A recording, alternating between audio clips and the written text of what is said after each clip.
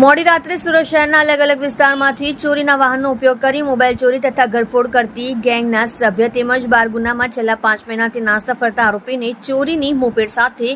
ઝડપી પાડતી સુરત શહેર ક્રાઇમ બ્રાન્ચ હાલના સમયે સુરત શહેર વિસ્તારમાં કાયદો અને વ્યવસ્થા જાળવી રાખવા તથા મિલકત સંબંધી બનતા ગુના અટકાવવા તથા નાસ્તા ફરતા આરોપીઓને પકડી પાડવા DCB police station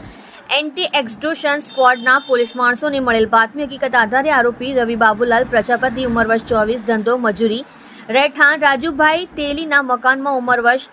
room number 13 Ganeshnagar Pandesara Surat નાને એક્ટિવા મોપેડ જેનો રજિસ્ટર નંબર GG05 LG6077 મુજબનો છે જેની હાલની કિંમત ₹15,000 મત્તાની ગણી શકાય.